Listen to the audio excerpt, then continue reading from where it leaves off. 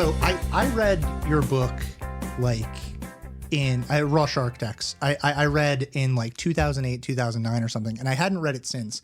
And we were talking about this idea of unadaptable novels and then like adaptable novels being novels that are like coming out soon that have been made into films. And I was thinking of your book as unadaptable because the things that like stuck in my head very concretely were the I don't know if do you call it like ergodic literature or the concrete poetry aspects of it? Yeah. And like in my head, I was like, that is totally like that is a book, right? It's written with the intention of being a book, not a film. And so like it would inherently lose something in translation. And that was like me as a like however old I was in 2009 or whatever thinking that. And then I read it this time and I was like, you could do it. And then you look at the wiki for the book and it's like, it was adapted into a screenplay. It's like, oh, you absolutely could do it because it was done, basically, right? Absolutely. But I think that's like, because our show, we're in the 5th season now. And so each season of books has a different theme.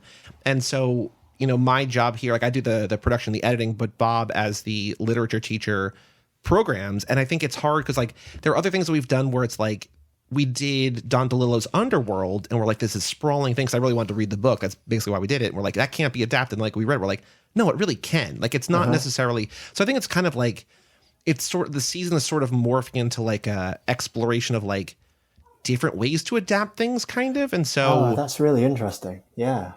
So are you familiar with the TV movie, I think from the 90s, like Stephen King's The Langoliers?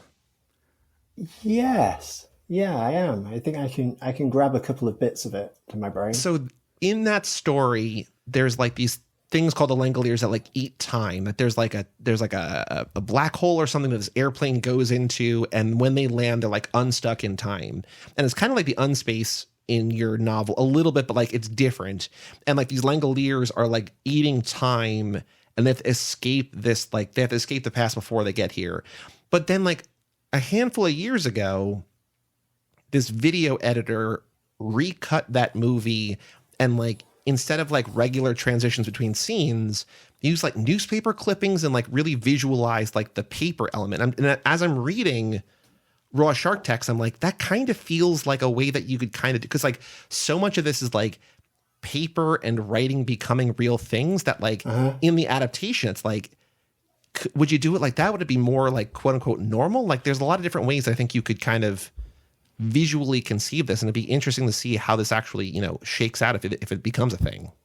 Yeah, I mean it's on my desk at the moment, so it's kind of down to me, so that's fun. When was the screenplay written? So Simon Beaufoy wrote a screenplay at the end of the noughties. It wasn't made ultimately, so the rights came back to me. So I mostly work on scripts and TV and film projects at the moment, and the rights came back to me, and it's one of the things I'm trying to do with Element Pictures at the moment.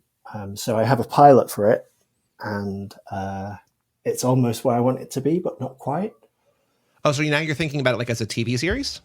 Yeah, I think so. I think it probably needs a little more room. I think one of the questions about adapting for the screen is kind of eased when you think about a series rather than a film, because I think it's kind of boring, but I think the abridging is maybe one of the hardest things to figure out. I think I listened to the audiobook of Moby Dick, and it's like 36 hours or something.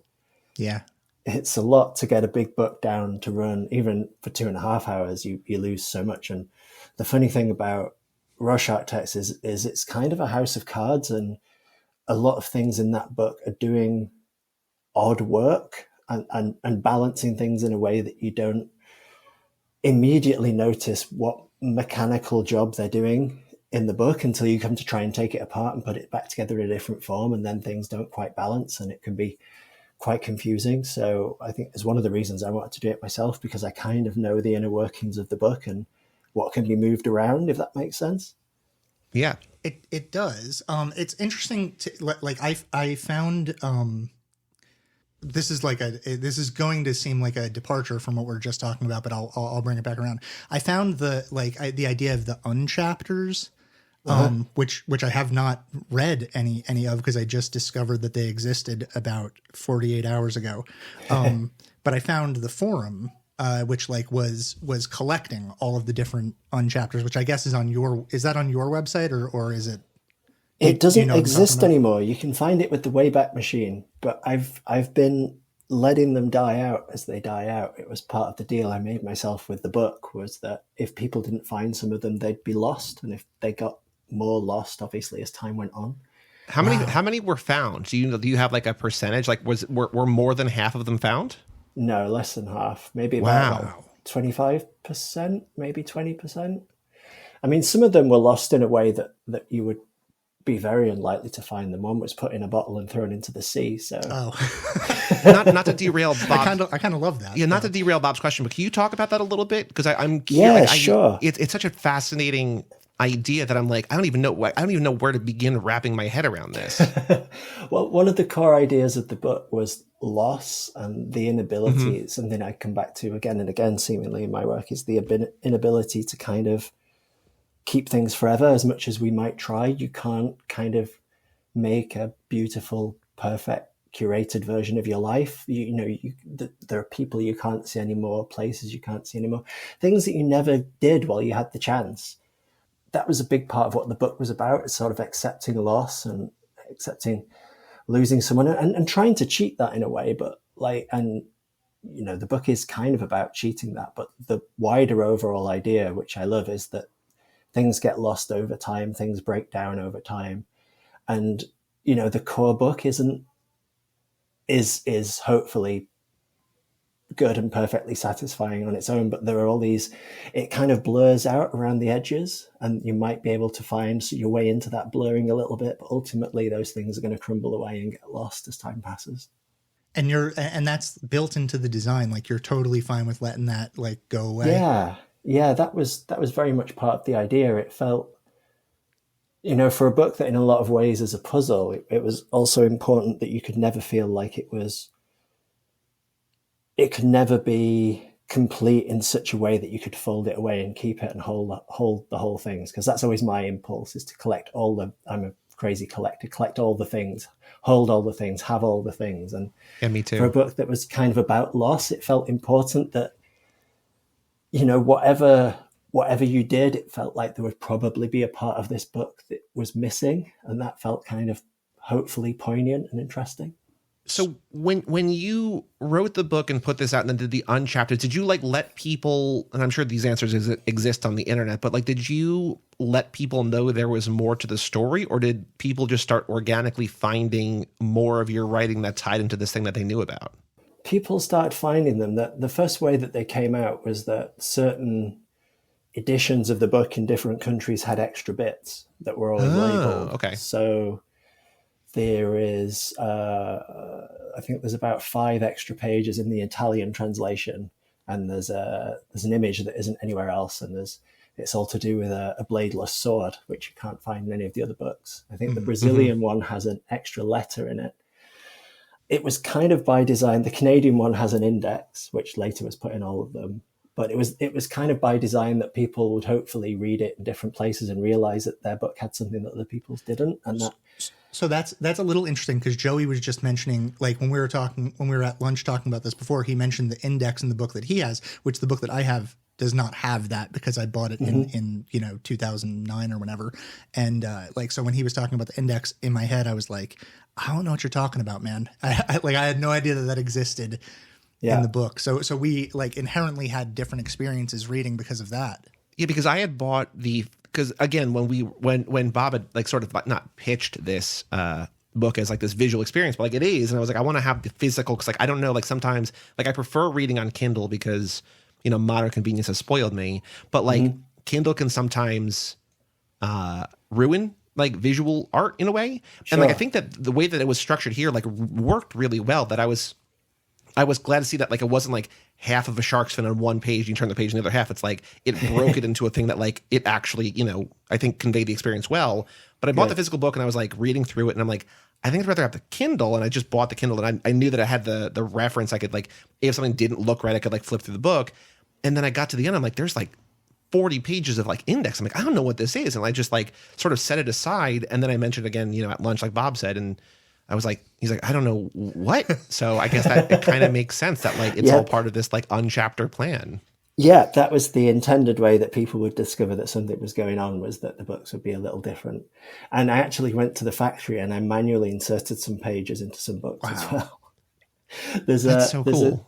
There's a secret letter that's all about how to steal other people's post that's printed actually on brown envelopes.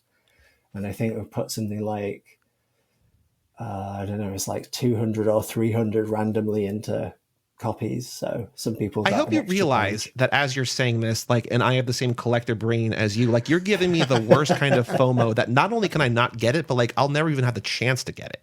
It's annoying, isn't it? It is. It's very annoying, but it's also awesome. Like, I love it.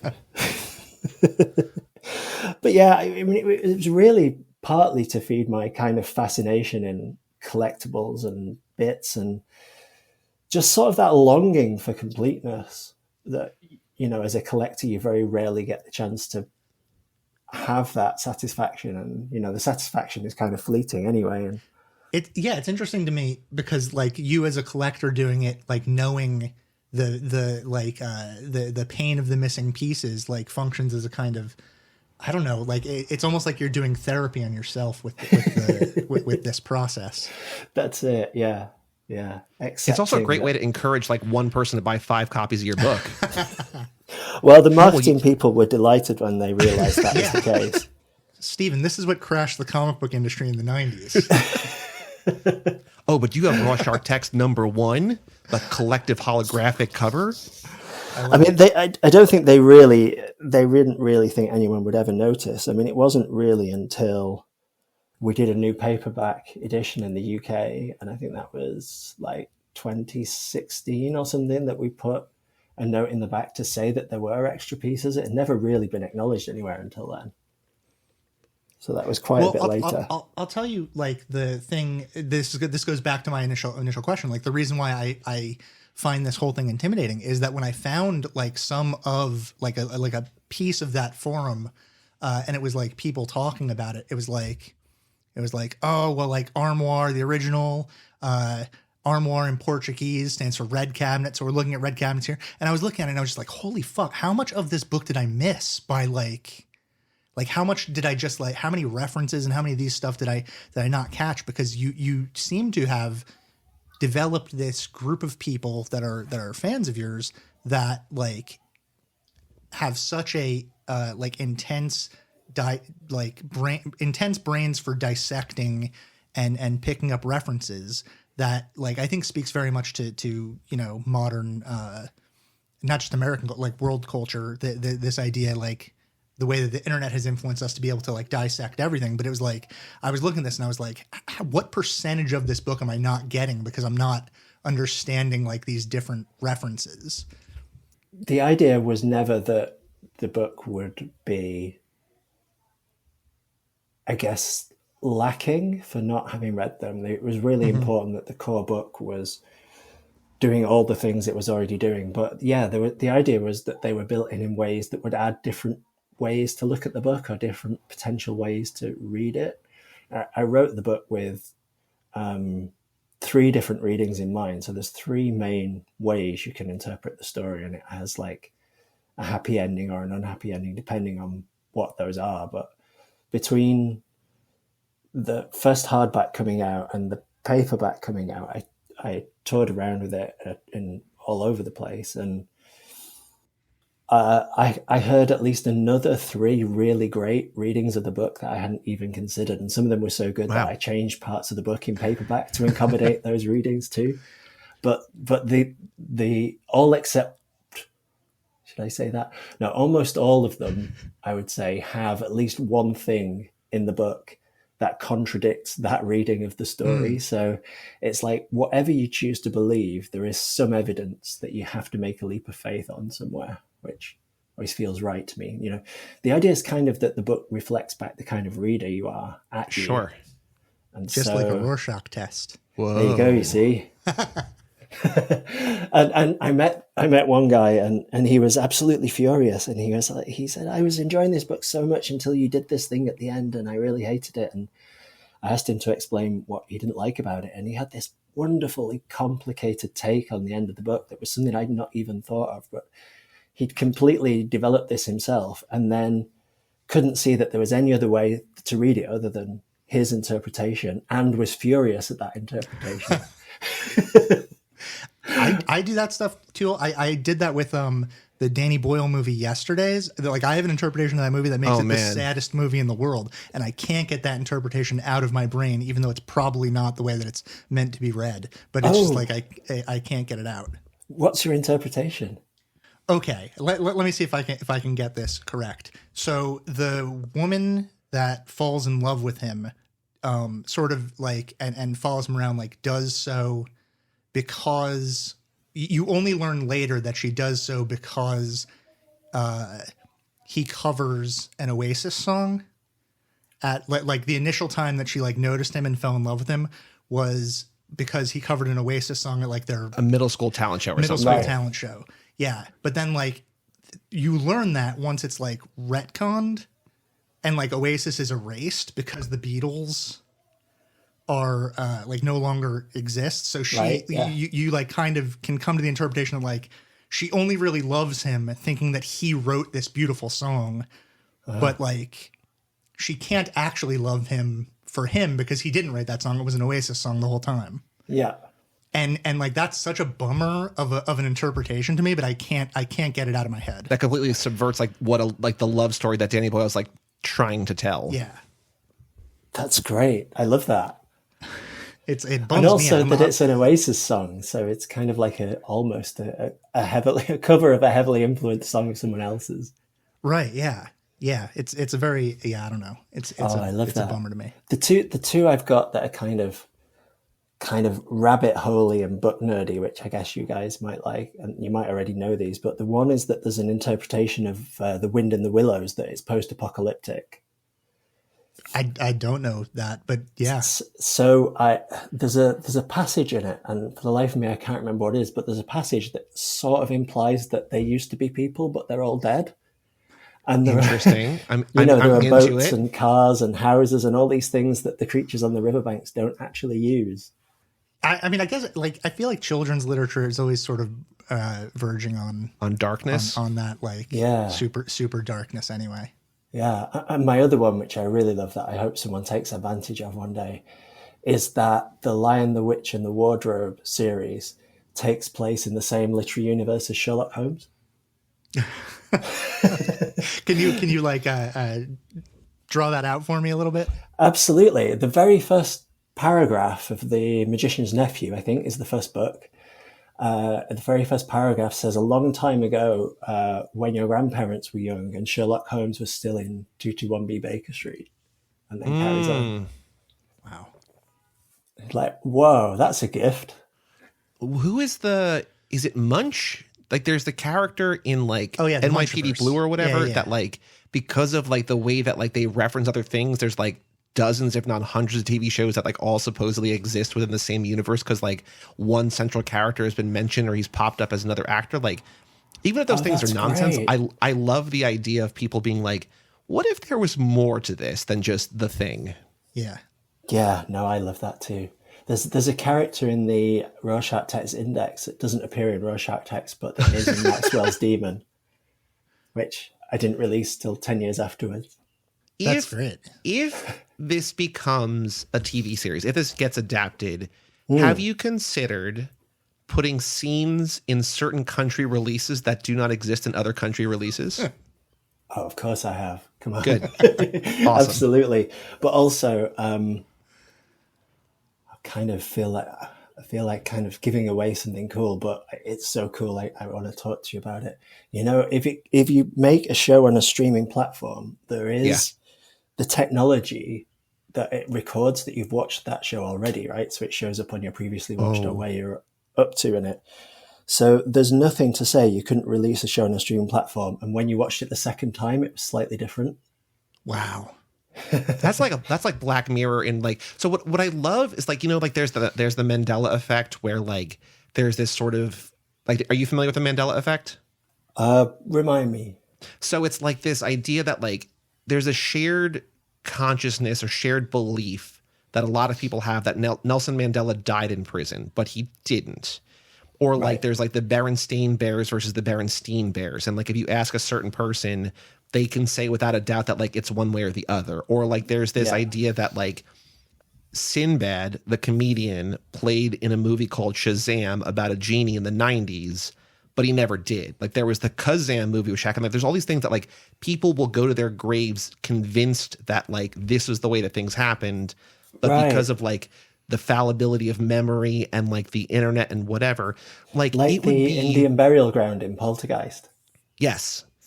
Yeah. It would be amazing if like, and this, I mean, it'd be incomprehensibly expensive to do, but if you like filmed like, you know, your different versions of Raw Shark texts, or like you have like a different actress play Scout in like different countries, and like, oh man, I loved when like, you know, when Anna Kendrick was Scout, like Anna Kendrick wasn't Scout. It's like, yeah, no, she was.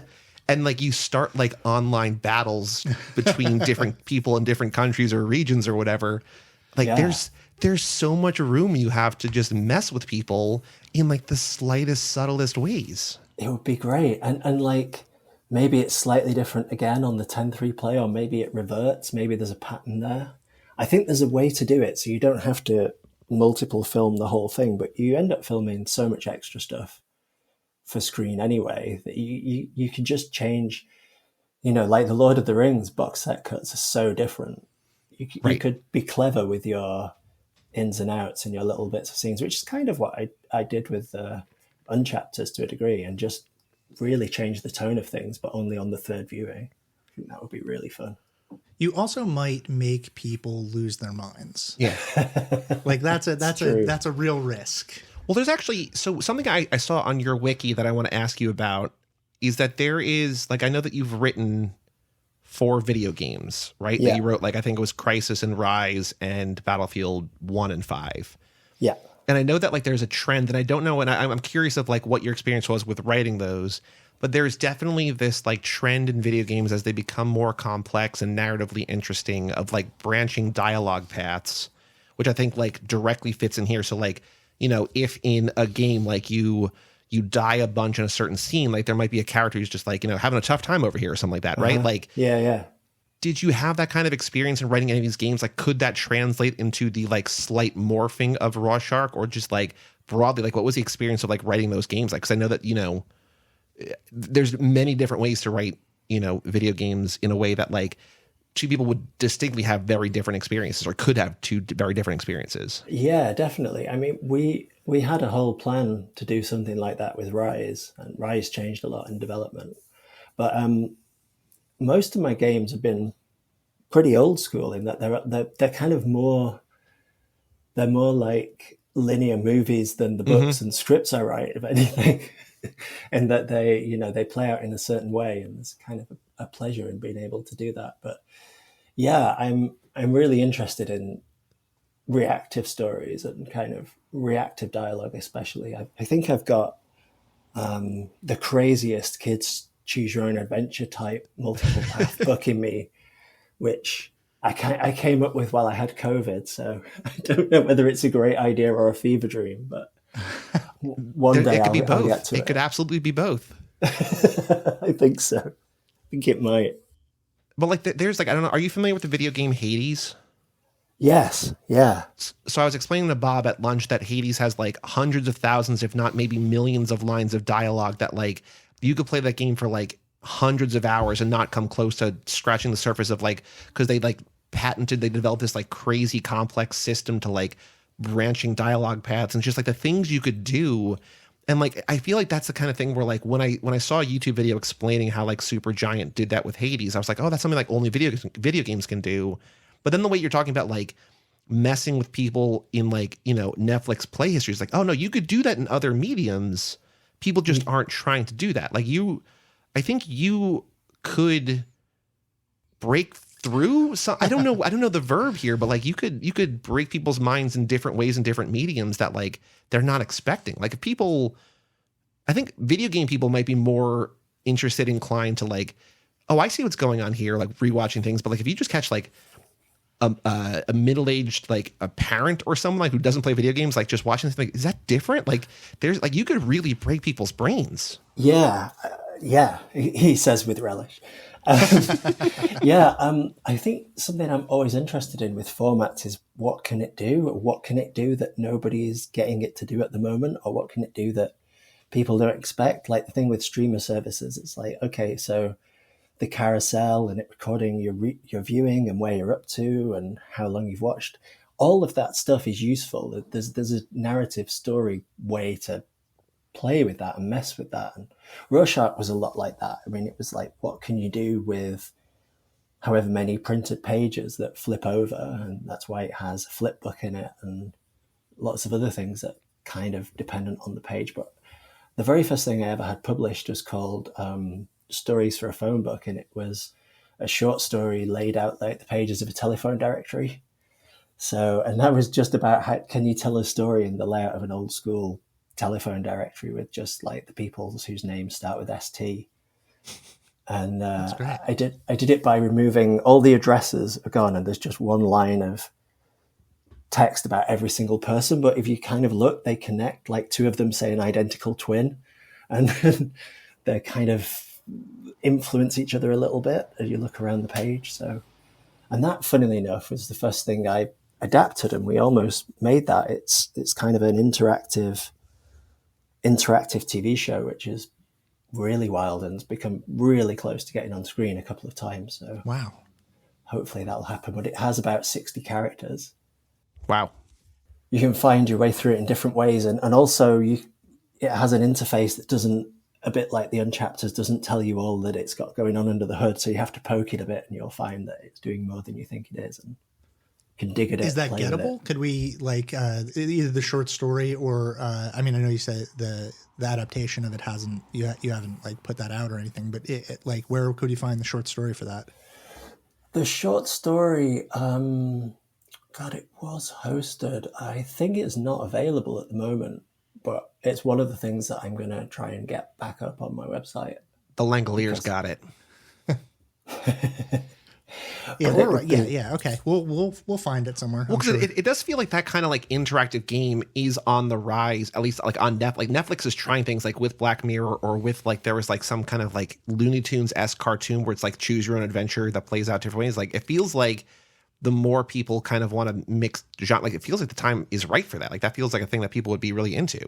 Yeah, we were a little ahead. I mean, it was ready to go in like 2014, 2015. It was a bit too ahead of its time. So it was before Black Mirror was on Netflix. And I think it was just so big. And I think partly because it was so new and it was so much fun, we had quite a few stars want to say they would be in it. So it became a bit bigger than just an experimental proposition, I think. So it almost kind of became a victim of its own success and snowballed into a big thing that no one had ever done before, which is pretty scary for anyone to fund. So do I have this right that you went to college for visual arts? I did, yeah, painting, photography, and printmaking. Yeah. Okay. What was that work like? It was some painting. It was some photography out in the world where I would make notes in chalk of things that I thought was interesting. So there was like a dropped comb. I would draw a little diagram of the comb and leave notes to how far away it was, and then take pictures. So it was little strange signs and kind of heads up about things that were just happening at a really small level in the environment, which was fun. But I found that I was kind of starting to play around with text more, and actually some of the fish and sharks from the Rorschach text kind of came towards the end after I'd finished my degree when I was still doing art. And then I was kind of playing around with the spaces between them and sort of found that I was writing stories without realizing it. I was transitioning. So I think by the time I left my degree, I was a writer, and I didn't really, it was sort of a discovery. I didn't go to college planning to become a writer, but I found my way through into visual text and, concrete structures and the storytelling opportunities of that. And then playing around with exploring the page, and it just became more and more like prose until it was like, oh, okay. So books. The way that you describe your photography, and I think this ties back into the book in an interesting way, is that I don't know if I'm going to get the name of this right, but it was a thing that was on internet forums in the early 2000s, was this sort of game called Invasion, I think it was called, or that's what people called it. And it was just like people who would go into places which are very similar to the unspace in the book, which are like these sort of places that it would be trespassing for you to go to, but also nobody was doing anything with these places. And you would just go into them and you would take photos and post them to the forum. And there wasn't like, it's not a game in the sense that like there are points or you can win, but it was like people would try to do more and more extreme things, go into like crazier and crazier spaces. But it just it's like this photographic recording of these unspaces. Yeah. So I was thinking about that already, and then like when you're describing your photography, it sounds like, I don't know, like sort of this mapping of these spaces to me. Yeah, no, there is definitely a lot of that, and I love exploring spaces in a different way and trying to think of ways to use them that is not natural, or is kind of perfectly natural but not what they're used for and not how we see them. That whole idea of how a space has this big label in our mind that dictates what it is, and actually it's not. It's just a volume that may or may not have a roof, may not have a tunnel under it, may not have all its walls. When does it stop being a library and start being a ruin? All these things that I think it was just an interesting way of getting under language as well as under space. But yeah, I've always found it really fascinating. I'm always interested by those doors that say staff only for sure in shops, and you peer in them and sometimes it's just like corridors disappearing into the distance. I just want to see what's down there. Yeah, there are always doors at like the mall that like don't look like doors or something, and then you see someone go into it and you're just like, wait, what just happened? Like, what is that room back there all about? What's going on back there? Yeah. Did you guys see that somebody just essentially adapted House of Leaves as a Doom mod? No. Oh. I know. I didn't hear about that, but I was actually thinking about House of Leaves when you were talking earlier, because I know Mark Danielewski wrote like a pilot script for that, even though that is like another essentially unadaptable book. But anyway, yeah, tell me about this Doom mod.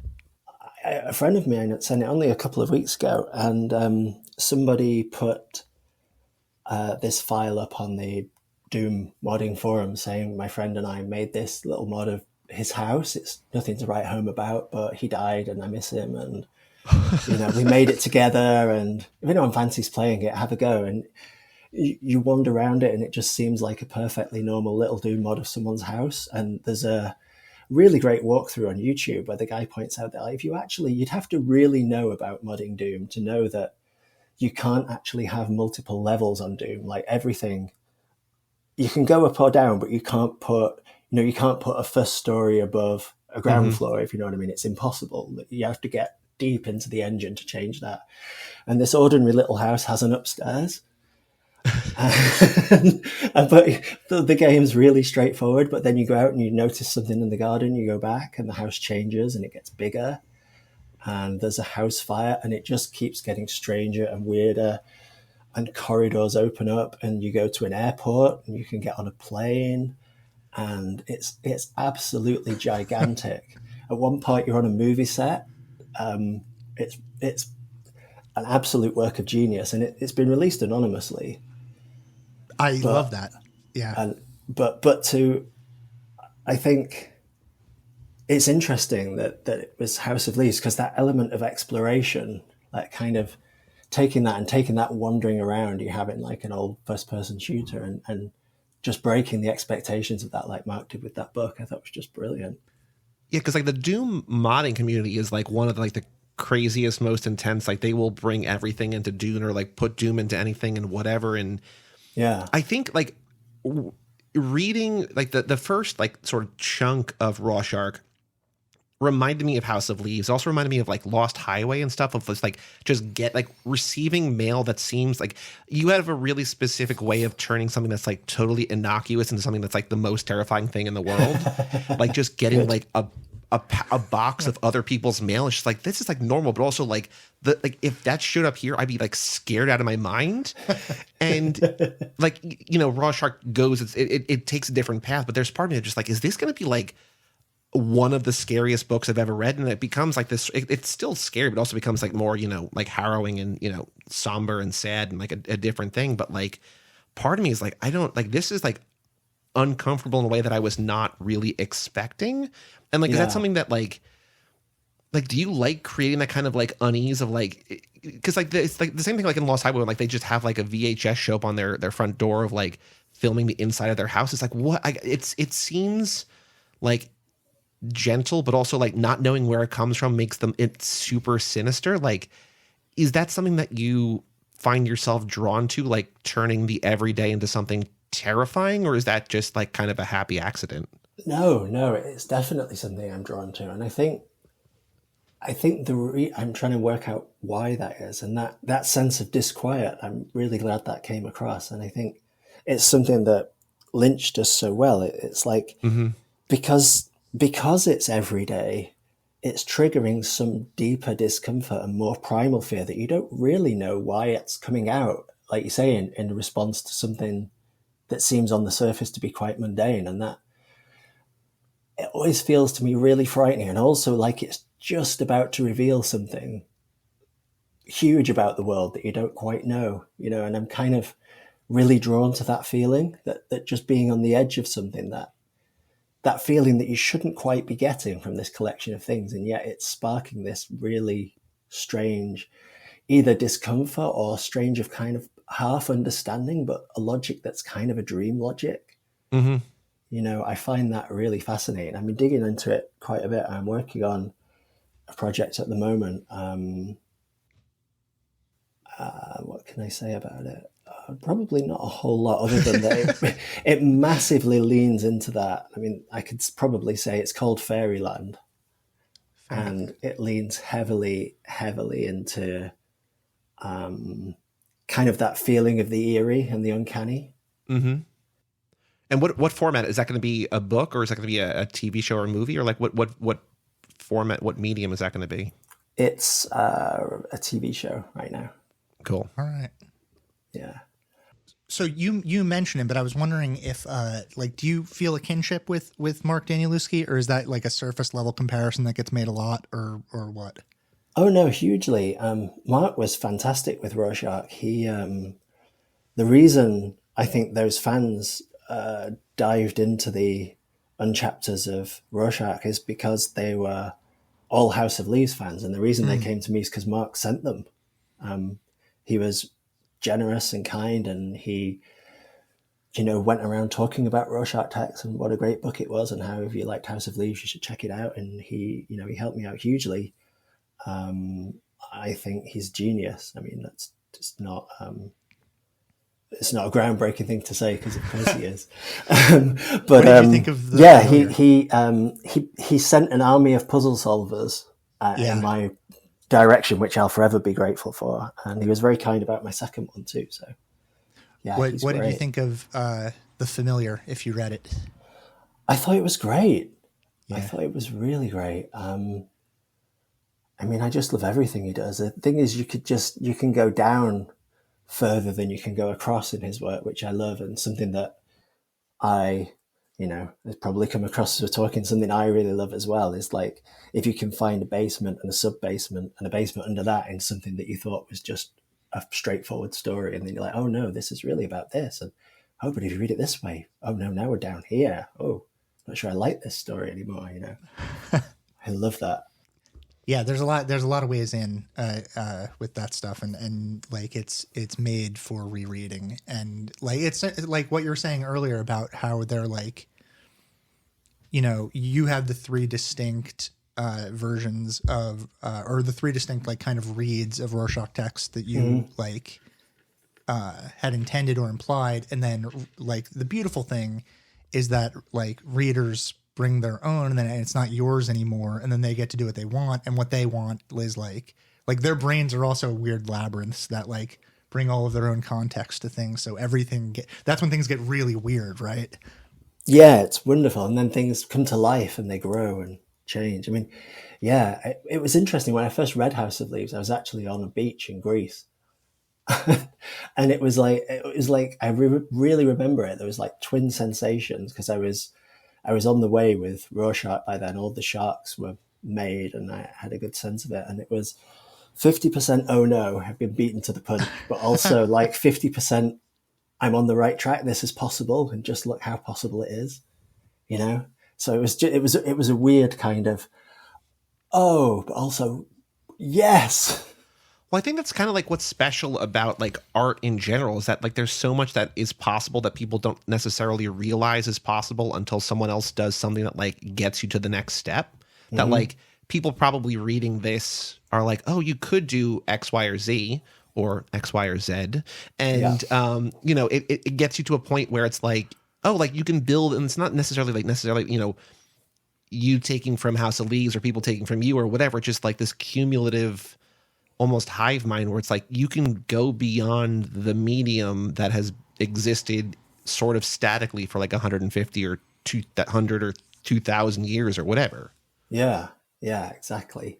I mean, I find it really funny that people still refer to book structure like Rorschach or House of Leaves as experimental literature when like Tristram Shandy came out before the petrol engine. You know, like William Gaddis said something about that where he was like someone called either JR or the Recognition's experimental literature. And he was just like, I'm not experimenting on anything. Like I know exactly like what the outcome is going to be. I'm not like doing this to figure out what it is. Like I have a plan in mind. I'm not experimenting with anything. Yeah. There's that strange assumption that if something is doing something differently with structure and rules, then almost by definition, you're kind of throwing something at the wall to see what sticks. And it's like really, really not the case. It's like this is just using the space differently, but it's been thoroughly tested. Well, like we've talked about this both on the podcast and off the podcast, but like I'm much more like my reference base and knowledge base and like what I know more about than books is like movies. And like I would much rather, and you know, Bob has seen more movies than I have, but also read far more books. And we've talked about like reacting to things that sort of do something new. And I would rather see something like take a swing and kind of fail, but try something new than just be like the same kind of thing that we've seen before 100, 1,000, whatever times. Cause like there's nothing exciting about someone like playing it safe. But if I would much rather see people try something like whether it's, you know, old that like I didn't know about or something new. And like, I'm excited. There's not really a question here, which is a hallmark of the show, but like, I'm personally excited by just like risk taking. And I think that there's something to be commended on like trying something that like hasn't been done before or like that you want to try something new about or just anything like that. Yeah, no, I totally agree. And the other thing that I think is really interesting with that is the other thing you were saying about it being a discussion between, you know, the readers and the viewers and the people making things, and things are picked up from other places. And part of what's picked up is your kind of aptitude as a viewer or reader. You see that and you think, you know, you take that to the next thing and you use it to decode the next thing in a slightly different way or watch in a different way. And that's kind of the way that we watch and read changes over time. And I find it's sort of interesting that when Rorschach came out, it was like seen by some people as quite a way out and quite experimental novel. And I think to look at it now, it feels pretty mainstream. I mean, in terms of it kind of has a thriller's pacing, and it doesn't ask you to do huge abstract things. I think to a modern reader, I think it's more, I don't mean that it's like a mainstream book, but I think it's not the challenge of a book that it was when it came out. I think you're right. I think that the pacing certainly, because I think it reads really, really quickly. And the language used is the language of, you know, it could, I mean, it's not the exact language of like a Raymond Chandler, but you're using like genre-fied language and like something that the book is doing that's really interesting to me.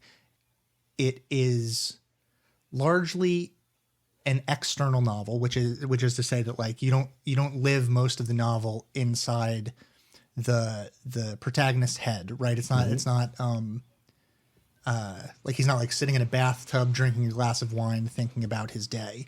And you hear the reflections on it. Like it's an action novel, right? Like he's like there are a lot of it's verb heavy. He's doing things, but all of that is actually in service of interiority, right? Like all of what is happening actually is internal, and you are living this like traumatic path.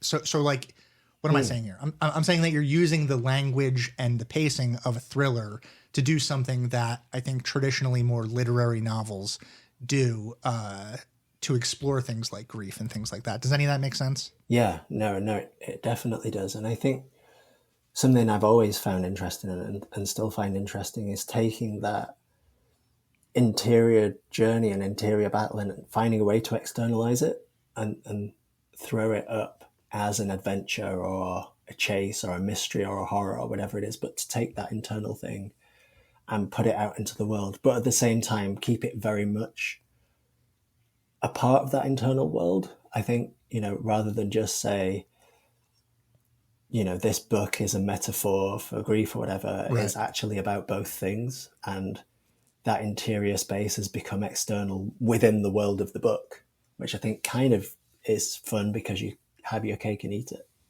Yeah, it's the literalization of a metaphor that, like, I don't know, I think that's what...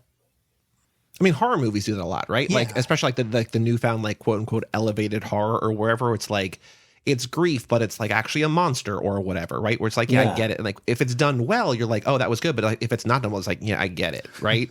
Yeah. But I also think like what's interesting about Rorschach is that like the third, like the action at the end is basically just Jaws. But it's like, well, what if instead of a shark, it was like this like unshark? But it's like the way that you're describing it is especially in this season, as we're talking about adapting things and not adapting things and whether things are easy to adapt or whatever, like this was so easy for me to visualize because it is so close to, like by design, so close to Jaws. Yeah, the book says that, if you're going to hunt a shark, like our collective vision of what that looks like all looks very, very similar, and it's the last third of Jaws. Like if you're going to hunt the idea of a shark, then the idea of hunting a shark follows that structure. Right. There's also a couple of books, fake thrillers from the novel Jaws in Rorschach text that people are reading around the place. So there are books that were made up for the book Jaws that appear in Rorschach. Oh, no kidding. Yeah, Deadly I'm Yours is a thriller Chief Brody's reading in Jaws that's also in the Rorschach text. Yeah, okay. I noticed that there was the mention of the how am I blanking on the name of it now when I recognized it when I saw it, but there's the Victor Pelevin book that you mentioned too. It's like The Machines something or other. Does that make sense? Yeah. Okay. Yeah. Yeah, that's always satisfying when someone throws a book in there and you're like, I know that book. Yeah. Well, I will say that, similar to the way that you described that, like when people picture hunting a shark, it's the last third of Jaws. Like there was a thing, I think it was in a letter that is read early, like in the first like third of the book, where he's like describing, I think it's like a house or something. He's like, well, now that you're like, it's a house like existed in my life, but now it's in your head too. And I'm like that broke my brain. I was saying to Bob at lunch, like in a very kind of like, college, like, whoa, like, like getting high for the first time, being like, whoa, but like, it's crazy to think about like the idea of just like an experience that you've had that you describe in such detail to us that even though we weren't there, it's like our memory too. Yeah. And like the way that you're able to shape memory and recollection and all of that is just, it's heady in a way that I was not prepared for and kind of like did break my brain a little bit. Yeah. And that, it's unsettling that, isn't it, as well? Because you start to talk about things moving around in that flow. That was, other than the sharks, some of which I made kind of before the main body of the story, that section about the lake in my head, now the lake in your head, was the very first thing I wrote, because I thought if I can make this work and people can read it and it makes any sort of sense to them, then the book can work. But if I can't get this idea across, then the book can't stand. So I wrote that bit first and people got it and it freaked some people out, which was great. Yeah. Well, because I think what's also like weird about it, what's also freaky about it is that like the character is going through that, but also as the reader, you're going through it. So like there's like that multiple layers and levels of like description, understanding, visualizing, internalizing, that like it's this meta textual thing beyond just like the one standard layer. It was yeah. I mean, hopefully that kind of works on that feeling of unease we were talking about before, that the idea that if the character isn't safe, the very things that it's describing are also what the reader's going through. And even just a little bit in the back of your head, if that starts to make you think maybe I'm not quite safe, then that's all for the good. I have two people that I'd like to ask you about, and they may not be relevant at all to what you're doing. You can just say, yeah, no, that's not relevant if that's the answer. But I'd imagine that as someone who studied visual arts in England in the 90s, were you in college in the 90s? I was, yeah. The physical impossibility of death in the mind of someone living, right? That is a conceptual shark, right? The Damien Hirst piece.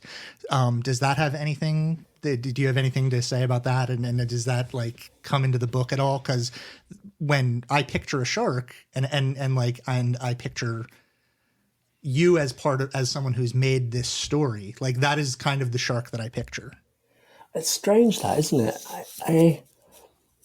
I don't think it had a lot to do with the book. Of all the many things that did have a lot to do with the book, I don't think that did. But I mean, it's such a famous work. And I kind of feel like that, despite its title, is sort of the opposite, isn't it? It's like the opposite of a conceptual shark. It's a huge, great actual shark, right? Yeah, dumped into a space where you're expecting to see, a conceptual one, or an image of one. It is in some ways the literalization of that metaphor, right? And I'm still like, I mean, I'm not the biggest fan of Damien Hirst, but like that, it feels like he's doing all of the work of that piece of art with the title, or the title and the actual art are two completely separate pieces of art than themselves. Yeah. I don't know. It's hard to wrap my head around. I feel kind of similarly, and they're both really interesting, but they feel like they're talking about different things, which is something I've always found quite interesting about that, because it is a literal shark. Okay, so but he must have been everywhere when you were in college, right? And that's yeah, I think so. And kind of just before, I think that piece was everywhere. I think when I was still going to be a painter or a photographer. Do you know what it was more than anything else? Was I got a project in my head, and the project was, can you, I had these books I used to love dinosaurs when I was a kid. I mean, I still do, but those books that have a chart and they show all the different dinosaurs and all the different creatures through the different eras changing. Sure, yeah. And I figured, is it possible to do something like that talks about evolution, but it talks about evolution of language, and only to use letters? And so I had a whole series of artworks that I made, and some of them went into Rorschach text, and those things like single-celled animals, which were just vowels. And then there was a piece talking about how cells form more complicated creatures, and it was letters coming together to make words. And, there were fish, and there was flow charts of the word dinosaur where different letters were added to make it appear as though it was structured differently and had different shapes. And so it was kind of playing with the idea of evolution, but also talking about the way language changes and evolves at the same time. And I think that was kind of the core of where the Rorschach creatures came from, was making that thing and realizing that actually there are a lot of fun parallels you can make between the way language changes and grows and the way that creatures evolve and change. So I think that came a little later. Okay. Yeah, I mean, it's doing a thing. I'm speaking out of my intellectual depth here, but it's doing like the Wittgensteinian thing of like all problems are problems of language, right? Yeah. And like language, like the creation of language creates an actual like thing. Uh-huh. Yeah. That's a big part of my second book, is about how language makes the world, and did a lot of digging into religious texts on that, and how, especially, the Old Testament, God makes things through words. Like it never occurred to me until I read someone, and I thought it was amazing that the light doesn't appear until in the Old Testament God says, "Let there be light," and once it has a name, it happens. And then really strange things that happen, like he tends to work with his followers by changing the spellings of their names, which is a really strange thing to do, which I sort of found fascinating. Is that like Saul, Paul, things like that? Yeah, and taking the I out of Sarah, it's just like the hypothesis of that book was, like, in a little bit like Rorschach text, was about if language can flow between people's heads, what could live in those sorts of flows and streams. The game of this book was really like, if the world was made from words and language, how would that look and how would that be managed and constructed? And I sort of dug into a lot of esoteric and texts that were left out of various places, and lots of, I did years and years of reading of books that didn't make it into the final Bible. And basically I was looking around for stuff that could, be looked at in such a way that you would squint at it and it would make my story feel cool and realistic, when actually what I just found a wealth of stuff that was exactly what I was imagining. I was like, oh, you could just plausibly read all of this and believe it, as a logical hypothesis that, that the book talks about angels and letters being the same thing. And there's all these texts that kind of link back and connect the two things that what is a choir of angels singing God's glories really? What is it doing? Well, they're kind of constructing the narrative of the world. It's bonkers. And you could quite easily do something strange to your brain and end up believing all kinds of really crazy things. But for a dive into writing a novel, it was really cool. Yeah, this is the theme because we've talked a lot about Don DeLillo on this podcast, and he like does a lot of work with language, just like that, like word problems and things like that. So, but the other person other than Damien Hirst that I wanted to ask you about, and I think that it feels even more confirmed now, is Umberto Eco.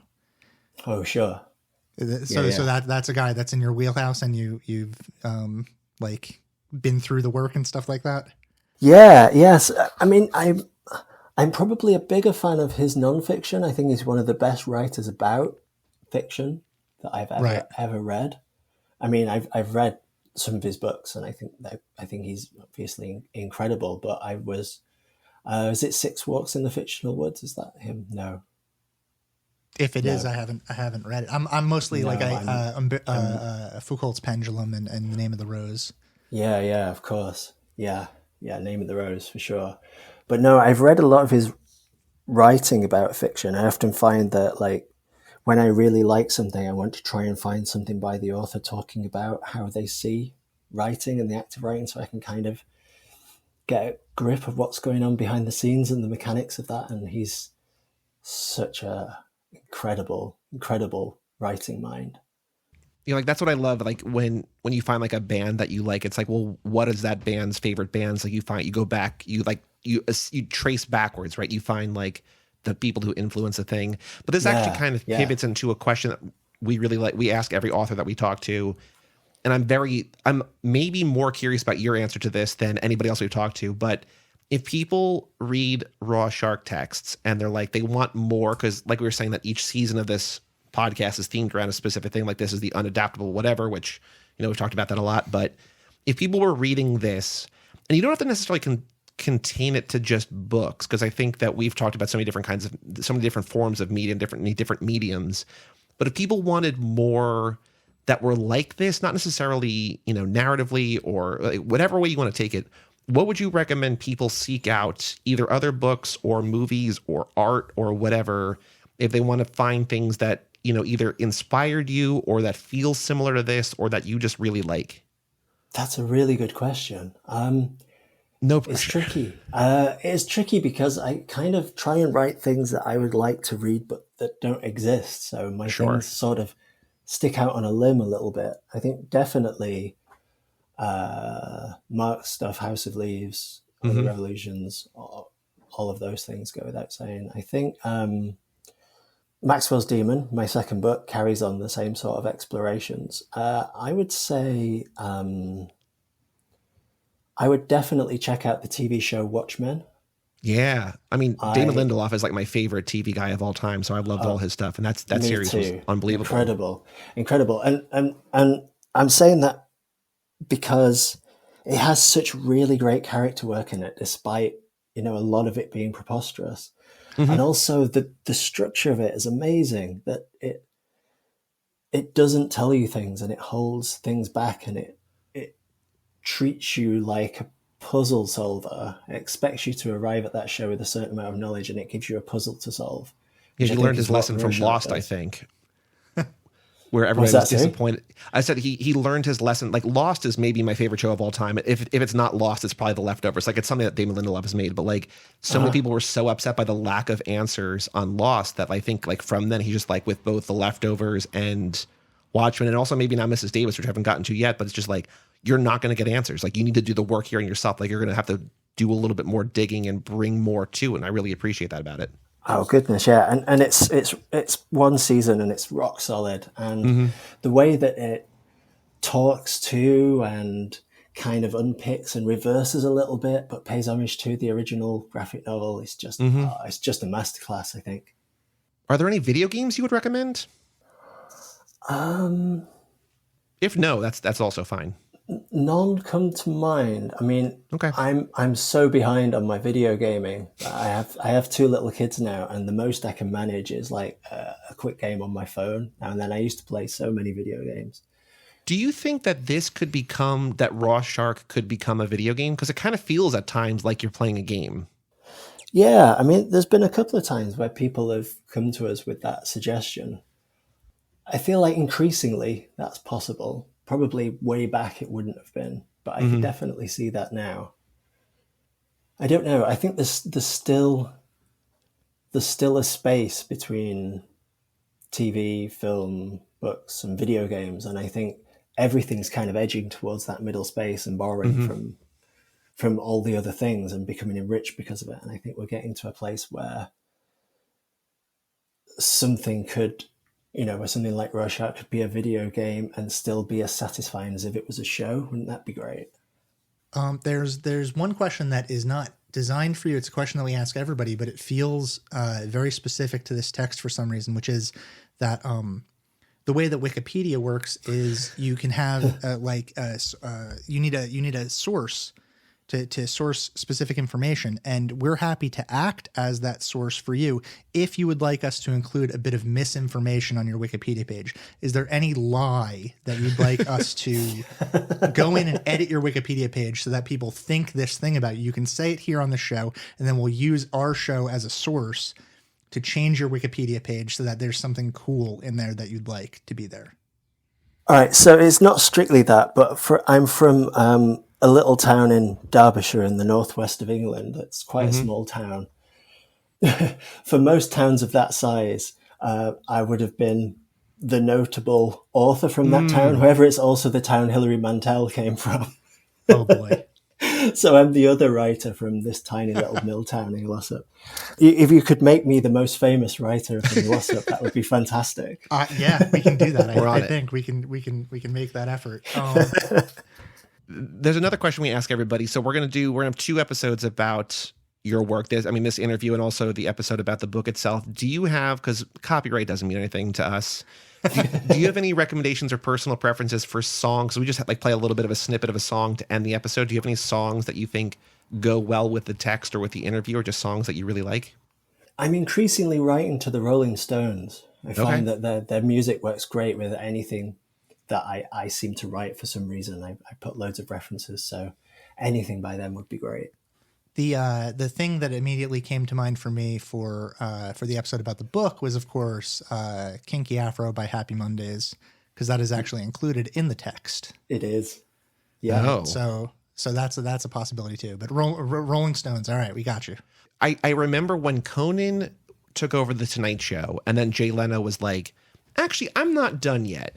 And then so when Conan got kicked off NBC, in his final days, he was trying to incur as many expenses as possible for NBC, just as like a screw you as he was leaving the air. And I remember that he like bought the master or like licensed the master to one of the Rolling Stones like big hits, and it was like prohibitively, obscenely expensive, which I just think is very funny that like, you know, not that we're paying for licensing rights here because, you know, a little bit of pirate radio, but it's just funny to be like, yeah, you know, put a Rolling Stone song there. It's like, well, there's our entire budget for our entire season. I always thought it was funny, and I didn't realize until quite a while afterwards that the first verse, I think the first verse of Paint It Black could basically be a synopsis of Rorschach text. Oh, interesting. Yeah. I'm going to go back and listen to that. All right, so I guess that's that's the outro music for this. Okay, Yeah. so we got Kinky Afro, right? And then we got this. So beautiful. Nice. Fantastic. Well, this was excellent. Thank you so much for being so generous with your time and for writing this. And I'm looking forward to reading your second book because I like this one a lot. And I'm going to look forward to reading that one. And as I've learned from Bob, if there's one thing I've learned in this podcast is that every book is about language. And if there's a book explicitly about language, it means that we're probably going to really like it. Thank you so much. I've really enjoyed talking to you guys. Thanks for having me. Thank you so much. Yeah, thanks.